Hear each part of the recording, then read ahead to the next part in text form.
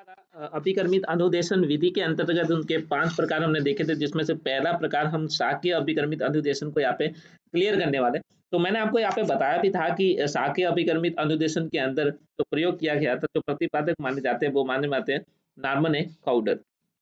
Norman ए काउडर जो कहाँ से थे, जो अमेरिका से और 1955 के आसपास लगभग बात की गई थी। मैंने कहा था ये प्रयोग जो किया गया था ये इंजीनियर जो लड़ाकू विमानों के जो मजदूर थे उनके ऊपर किया गया था, और हमने देखा भी था कि किस तरीके से इन्होंने समझा कि क्लास का विभाजन जब होता है कक्षा के अंदर, उन्होंने देखा कि मजदूर जो थे वो किस तरीके से सीख रहे थे। उन्होंने देखा कि 10 मजदूर बहुत अच्छी तरीके से सीख रहे थे।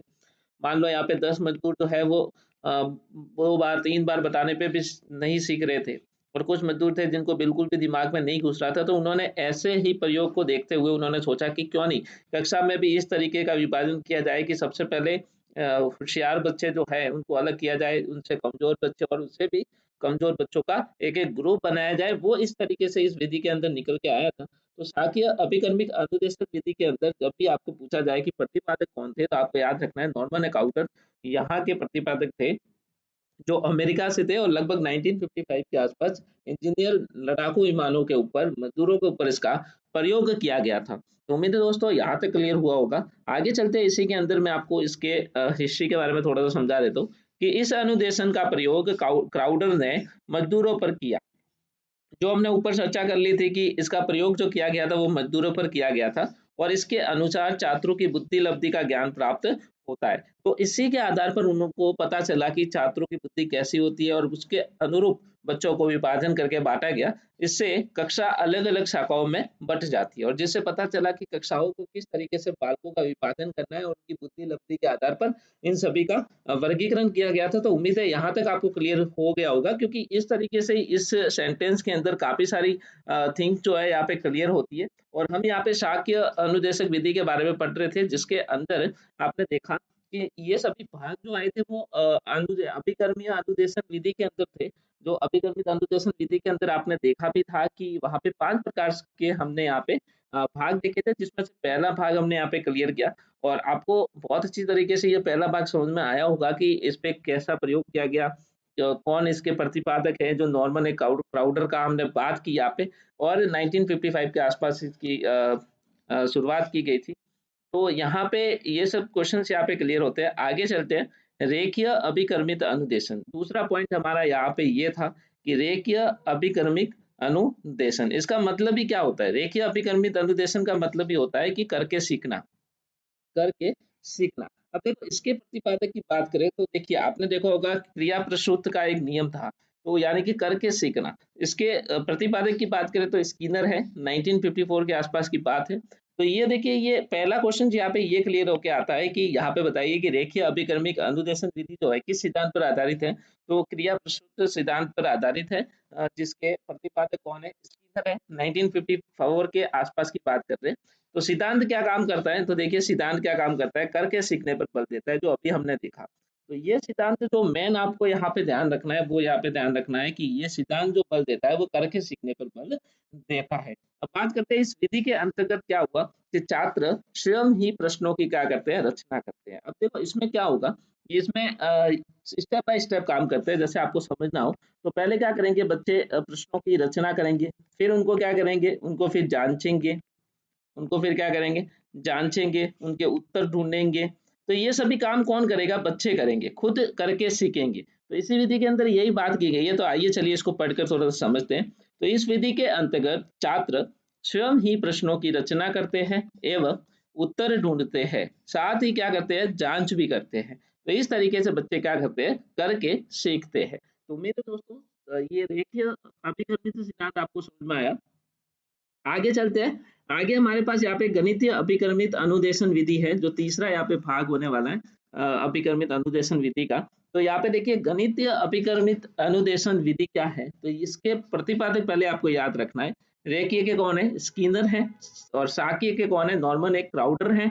और इसी की तरह गणितीय के जो प्रतिपादक थे वो गिलबर्ट थे। कौन थे, गिलबर्ट थे, और लगभग 1962 की आसपास की बात कर रहे हैं। देखिए इस विधि के अंदर बहुत ही आसान बताया गया है, बिल्कुल भी मतलब कहते हैं ना कि बच्चे बच्चे क्या करते हैं कि जैसे मान लो बच्चों को पता है, जैसे मान लो मैंने एक भाग स्टार्ट कर दिया और मैंने कहा ये 8 है, ये 2 है, जब भाग देने लगा तो बच्चे क्या करेंगे, यहाँ तक आने के बाद उसको पूर्व ज्ञान याद आ जाएगा, उसको पता चल जाएगा कि हाँ यार इसके आगे तो ये होता है, ये होता है, तो उसको जैसे याद आएगा वो कहेगा सर इससे आगे तो मैं आसानी से कर सकता हूँ।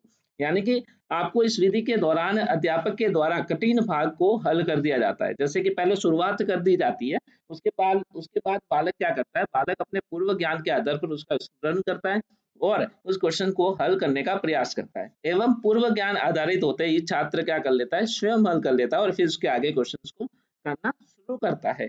अब देखिए इसका प्रयोग सर्वाधिक कहाँ करेंगे, तो गणित के अंदर सबसे ज्यादा प्रयोग किया जाता है इस विधि का, किसका, गणितीय अभिकर्मित विधि का, क्योंकि बात ही गणित की कर रहे हैं तो इस विधि का प्रयोग भी कहाँ करेंगे, गणित के अंदर ज्यादा करेंगे। अब बात करते हैं यहाँ पे, नेक्स्ट टॉपिक हमारा है कंप्यूटर आधारित अभिकर्मित अनुदेशन विधि। अब देखिए ये विधि आपको कंप्यूटर पे ही बात की गई है, तो आपको उम्मीद है समझ में भी आ गया होगा कि किस तरीके से काम करना है। तो देखिए इसमें क्या होता है कि जो भी पाठ्यक्रम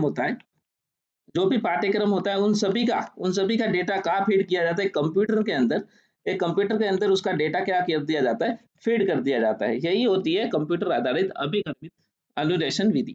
फिर भी हम इसको क्लियर करते हैं। इस अनुदेशन के अंतर्गत संपूर्ण पाठ्यक्रम को कंप्यूटर में क्या कर दिया जाता है, फीड कर दिया जाता है तथा छात्र कंप्यूटर कक्ष में जाकर क्या करता है, स्वयं की गति से अधिगम करता है। अधिगम का मतलब आपको पता है, यहाँ पे सीखना होता है। तो यहाँ पे कंप्यूटर के अंदर डेटा डाल दिया जाता है और बालक जाके उसकी जितनी कैपेसिटी है उसके अंतर्गत वो क्या करता है, अधिगम करता है, सीखने का प्रयास करता है। यही कंप्यूटर आधारित अभिकर्मित अनुदेशन विधि है। अब देखो गणित के ये प्रतिपादक कौन थे, तो आपको ये याद रखना है, गिलबर्ट। ठीक है, ये आपको याद रखना है, यहाँ पे बताया गया गिलबर्ट, जो मैंने अभी ऊपर बताया। तो प्रतिपादक को आपको याद रखना है, क्वेश्चन हमारे यहाँ पे काफी बार पूछा जाता है।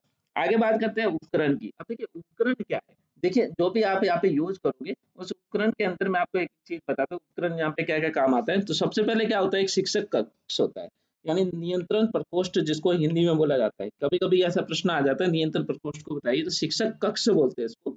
एक किसकी जरूरत होती है, कक्षा कक्ष की, जिसको बोलते हैं श्रवण प्रकोष्ठ। उसी की तरह कंप्यूटर को आपको पता है हिंदी में संगणक बोला जाता है, ये आपको बिल्कुल पता होगा। और टेलीफोन को बोला जाता है दूरभाष यंत्र। तो इस तरीके से ये कुछ उपकरण हैं जो यहाँ पे यूज होने वाले हैं, तो मैंने आपको यहाँ पे बता दिया। शिक्षक कक्ष को बोला जाता है नियंत्रण प्रकोष्ठ, कक्षा कक्ष को बोला जाता है श्रवण प्रकोष्ठ, कंप्यूटर को बोला जाता है संगणक और टेलीफोन को बोला जाता है दूरभाष यंत्र। तो ये कुछ उपकरण थे। उसी की तरह यहाँ पे देखिए एक होता है हमारे पास प्रिंटर, और प्रिंटर को क्या बोला जाता है, ध्वनि मुद्रण यंत्र। ध्वनि मुद्रण यंत्र, ये इसके हिंदी नाम है जो मैंने यहाँ पे कवर कर दिए गए हैं। कभी कभी उपकरण के नाम आ जाते हैं तो हिंदी नाम पे आपको ध्यान रखने, तो ये हिंदी नाम मैंने यहाँ पे कवर कर दिए गए हैं। सर्वप्रथम देखिए अब यहाँ पे आगे बात करते हैं। तो सर्वप्रथम कंप्यूटर कार्यक्रम किसने बनाया, ये प्रश्न एक बार पूछा भी गया था, तो आपको याद रखना है पैट्रिक स्पेस ने सर्वप्रथम जो कंप्यूटर का कार्यक्रम, मतलब ये जो फीड करना, डेटा फीड करना, बच्चे आके स्वयं अधिगम करे, इस तरीके का उपकरण किसने तैयार किया, तो आप याद रखना पैट्रिक स्पेस ने तैयार किया। और इसके सहयोगकर्ता कौन थे, तो डैनियल डेविस थे। डैनियल डेविस क्या थे कि इनके सहयोगकर्ता के रूप में इन्होंने मदद की थी, लेकिन सर्वप्रथम कंप्यूटर कार्यक्रम शुरू जो किया गया था वो पैट्रिक स्पेस के द्वारा किया गया था। अब बात करते हैं विधि के रूप में प्रतिपादक करने वाले, इसको विधि के रूप में किसने प्रतिपादित किया, तो देखिए इसको विधि के रूप में प्रतिपादित करने वाले स्टेलरो है। कौन थे, स्टेलरो। तो इस तरीके से सर्वाधिक प्रयोग गणित और भाषा में किया गया। अब देखिए इस तरीके से इन सभी विधियों का प्रयोग गणित और भाषा में किया गया। ठीक है, तो ये क्वेश्चन यहाँ पे कवर होता है कि इन विधियों का प्रयोग सर्वाधिक कहाँ किया गया था, तो आप याद रखना गणित के अंदर सर्वाधिक किया गया था और भाषा के अंदर किया गया। अब बात करते हैं अनुकूल्य अभिकर्मित अनुदेशन। अनुकूल्य अभिकर्मित अनुदेशन, जिसके देखिए सबसे पहले बात करें प्रतिपादक की, तो प्रतिपादक यहाँ पे थे गॉर्डन पास्क। गॉर्डन पास्क, गॉर्डन पास्क, ये आपको थोड़ा सा याद रखना है। अब देखिए ये विधि बहुत ही आसान है। इस अनुदेशन के अनुसार कक्षा कक्ष को ही छात्रों के अनुकूल बना दिया जाता है। बच्चे जिस तरीके का आवरण चाहते हैं, जिस तरीके का वातावरण चाहते हैं, उसी के अनुरूप इस कक्षा कक्ष को डिजाइन किया जाता है। यही होती है अनुकूलीय अभिकर्मित अनुदेशन। अब अनुकूलीय से पता चलता है कि किसी के प्रति कूलन रख, किसी के प्रति वातावरण कूलन रखना, मतलब कि कक्षा का किस तरीके से बालक सीखना चाहेंगे, कक्षा को किस तरीके से डिजाइन किया जाए कि बालक उसमें अधिगम की प्रक्रिया पढ़े, तो यही अनुकूल्य विधि कहती है, जिसके प्रतिपादक थे गॉर्डन पास्क। अब आगे देखते हैं यहाँ पे सबसे इंपॉर्टेंट टॉपिक यहाँ पे रहता है सूक्ष्म शिक्षण, जिसको इंग्लिश में बोलते हैं माइक्रो टीचिंग। माइक्रो टीचिंग आपने की होगी बीएड के दौरान या एसटीसी के दौरान। यदि आपने एसटीसी बीएड रेगुलर किया तो आपको माइक्रो सेक्शन के बारे में बहुत अच्छे से पता होगा। उम्मीद है मुझे पता है कि आप लोगों ने सभी ने जब ट्रेनिंग पीरियड लिया होगा तो उस ट्रेनिंग पीरियड के अंदर माइक्रो सेक्शन आपने लेसन भी बनाए होंगे। तो इसी के अंदर बहुत सारे क्वेश्चन पूछे जाते हैं, तो यहाँ पे हम कवर करने वाले हैं माइक्रो सेक्शन क्या हो सकता है। देखिए, कुल समय माइक्रो सेक्शन के अंदर कुल समय कितना होता है, तो ये याद रखना 36 मिनट आपको दी जाती है। 36 मिनट आपको कुल समय दी जाती है। माइक्रो सेक्शन को अपन अलग चैप्टर के अंदर बढ़ा लेंगे, थोड़ा-सा बड़ा टॉपिक इसको बनाएँगे। लेकिन अभी आपको इतना ज़रूर बता रहा हूँ कि माइक्रो सेक्शन क्या हो सकता है एजुकेशन के मुकाबले। तो सबसे पहले देखिए, कुल समय यहाँ पे 36 मिनट के एप्रॉक्स इसमें लिया जाता है। विभाजन की बात करूँ तो शिक्षण का समय जो होता है, वो आपको 6 मिनट दी जाती है। 6 मिनट के बाद यदि आपका शिक्षण पूर्ण रूप से प्रतिपुष्ट नहीं है, मतलब लगता है कि नहीं यार, आपका जो भी शिक्षण कार्य करवाया गया है, वो आप अभी डाउटफुल है उसके अंदर और लग रहा है कि नहीं प्रभावी नहीं है, तो उसके लिए प्रतिपुष्टि का समय दिया जाता है। वापस से प्रतिपुष्टि के लिए 6 मिनट दिए जाते हैं। फिर वापस पुनः नियोजन का समय देते हैं कि वापस से आप इसके ऊपर प्लान बनाओ और वापस से इस सेक्शन को करो। उसके लिए आपको 12 मिनट दी जाती है और 12 मिनट के अंदर वापस से देने के बाद पुनः शिक्षण का समय दिया जाता है 6 मिनट। जब आप नियोजन वगैरह कर लेते हो, उसकी रूपरेखा वगैरह बना देते हो, तो उसके बाद आपको यहाँ पे पुनः शिक्षण का समय दिया जाता है 6 मिनट। और 6 मिनट के बाद वापस से प्रतिपुष्टि की जाती है और आपका शिक्षण यदि प्रभावी रहता है, तो 6 मिनट के बाद आपका माइक्रो लेसन कंप्लीट हो जाता है। और इस तरीके से माइक्रो लेसन पे मैं बहुत बड़ा वीडियो लाने वाला हूँ दोस्तों। तो उम्मीद है यहाँ तक आपको ज़रूर क्लियर हुआ होगा कि किस तरीके से हमने यहाँ पे कवर किया। Thank you so much for watching guys.